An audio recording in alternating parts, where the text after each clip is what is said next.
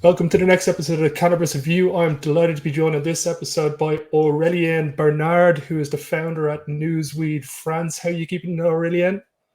Very well, thank you. Great stuff, mate. Thank you for coming on. I've been looking to kind of tip around now around Europe and look at the kind of top media platforms that are in Europe. And as everybody knows, Newsweed France is the top platform in France. So it's great to have you on the show and give everybody an overview of what is happening in your district. Can you maybe get everybody up to speed and where your career started in media and how you ended up setting up Newsweed France? Before we move into the first topic. Yes. So Newsweed was created 7 years ago. Before that, I worked in the media industry, and I just figured it out that in France we didn't have any cannabis news. So I decided to fulfill this empty space and just do what I was doing in my previous company. That's building web platform, building audience, and just talking about an empty topic in France. And when starting 7 years ago, I was pretty sure I was very aware of all cannabis related topics, and I discovered pretty quickly that I didn't know anything. That everything that I was taught in France about cannabis was either dubious or false. So I restarted to educate myself on every cannabis-related topic, mostly with Anglophone sources, studies, therapeutical studies, and all the topics that is cannabis-related. I started to answer my own question. And in fact, the first Newsweek article were the answer at my question. And after a few months, after starting Newsweek, it was really a beginner stuff at the beginning. And I gained traction, I gained audience, and I decided to quit my job to just develop Newsweek and build a true cannabis media that it is today. And today we are again the leading cannabis media in France, and pretty the only one to do what we do. That is writing daily about worldwide legal cannabis news without advocating or without being pro-cannabis or pro-legalization. And we try to cover all kind of stuff from political subject to therapeutical to lifestyle to culture. Not cultivation, because we can't talk about cultivation in France, but culture, and all that array of topic. And got extremely lucky, for example, to work with Maps, which is one of the biggest tech company cannabis related in US. So all my journey was really. I was very lucky to meet a lot of companies, worldwide companies that are very, very known now. Amazing. Yeah, you guys have built up a great reputation, and the content that you put out on a daily basis is very impressive, to say the least. The first topic I wanted to kind of jump into was European cannabis media. The one thing I've noticed about the media, it was a very open space at the start. You had MJ Biz Daily and maybe Business came to the fore over here a little bit first, and Prohibition Partners have acquired them now recently, so I'm sure they're going to grow their market share as well. Everything seemed directed initially at the kind of business people and the CEOs, and there has been very few consumer-based media platforms that I've noticed of yet. Even the likes of High Times seem to have lost their way to a good degree, that they're not as reputable as they used to be.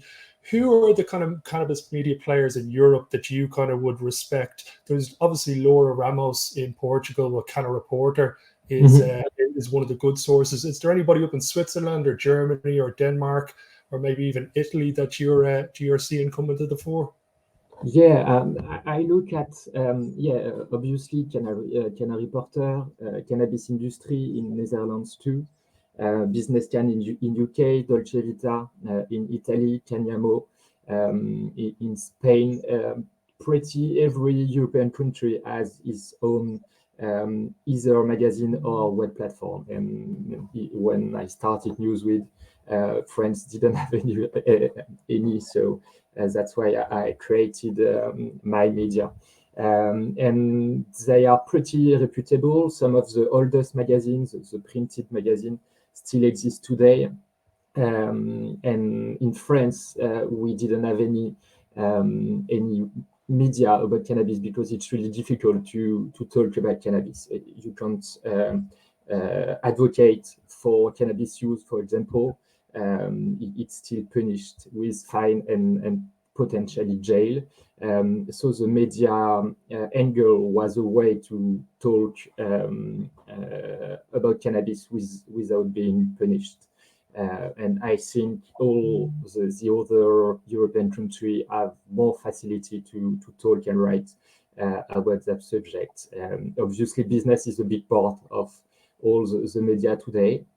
But I try to have more lifestyle and culture, which is important because all the medical and the adult use industry is based on what happened 20, 30, 40 years before. And we have to be aware of that to build a sustainable industry. Yeah, no, I agree. I think a lot of the B2B media platforms now, they're all just rehashing the same story. Somebody puts out one story, it just seems to be copy and pasted 10 times over, whereas the culture side of it and highlighting specific, whether it's music or food or creativity or whatever it is that it may be, there's a consumer base out there that are consuming cannabis. Not everybody's owning a business and looking at the tax regulations and some of the research that might be coming out in medical side of things.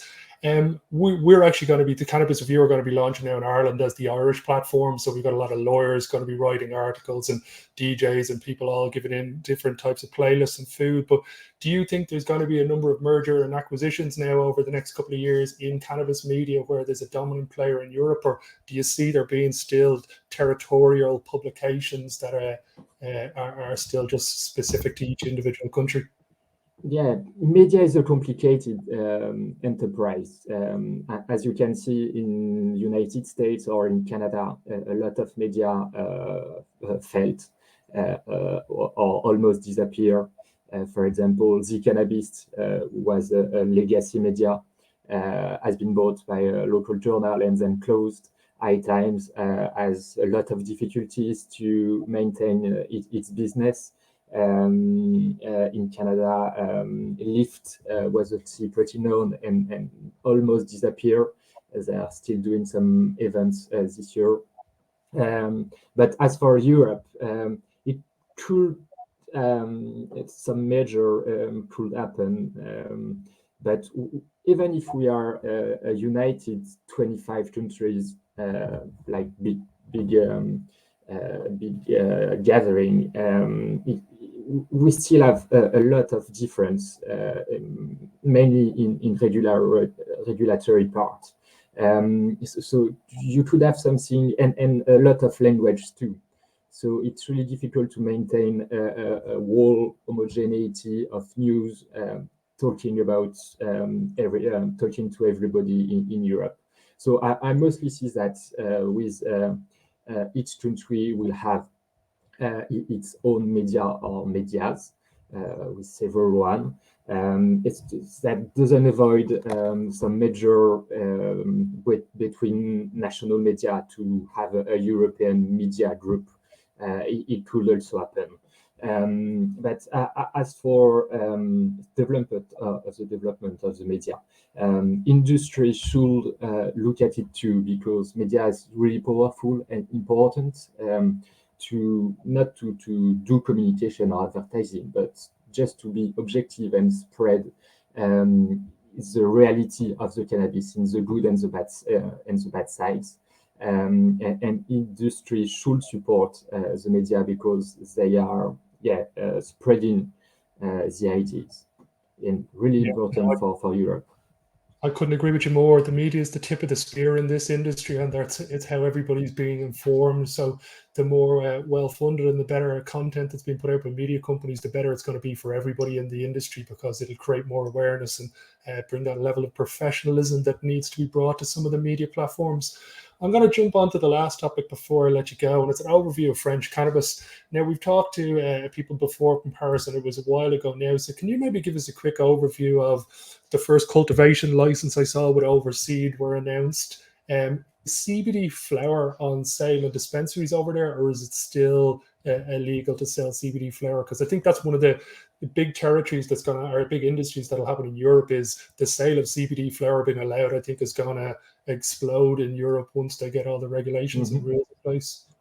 Yeah, so for the medical side, we have an experimentation with 2,000 patients for 5 illnesses. These patients have the right to have THC oil and THC flowers now. And they are experimenting for 2 years, 1 year remaining now. And the country decided to give license to grow medical cannabis in France to once the experimentation will be finished and medical cannabis really enforced and authorized in France, to have some French medical cannabis, because you can't rely on importation forever. So the first company had its license of production. They are doing research and development test for now, but could be ready to have their first commercial grow at the beginning of the next year.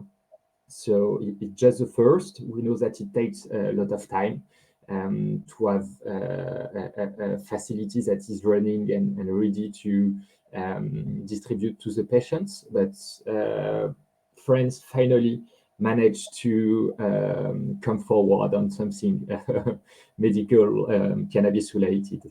And as you may know, we are the first cannabis user, or one of the first in Europe. We are a big smoker and big consumer. We also have one of the harshest law in France, in Europe, because you can still have some fine and some jail for cannabis simple use, just processing or smoking on the streets, for example. And the difficulty of that is that, for example, for CBD, we had like 2,000 shops opened in like 2 years. So you have CBD shops everywhere on big city. In Paris, you may have like 200 CBD shops with flower, and everywhere, even in the small city in countrysides, you can shop CBD, or to the tobacco shop, you find some CBD flower. So it's everywhere. It's not really legal by now, but it's not illegal. And all the other CBD products are totally okay.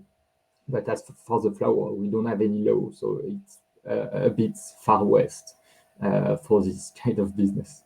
Yeah, I noticed even over in New York, they don't fully legalize till I think it's October. And I was over there like a month ago, and there's like weed trucks on every single avenue, and there's just seems to be that loophole, whereas they know it's going to be legal. So what's the point in wasting the time with all the paperwork and whatnot? It's been great to talk to you. I could talk to you all day, Aurélien, and I want to thank you very much for taking your time to come on the show. For everybody who hasn't checked out Newsweed.f4, the website is below. I highly recommend it. It's one of the best sources of cannabis media content in Europe.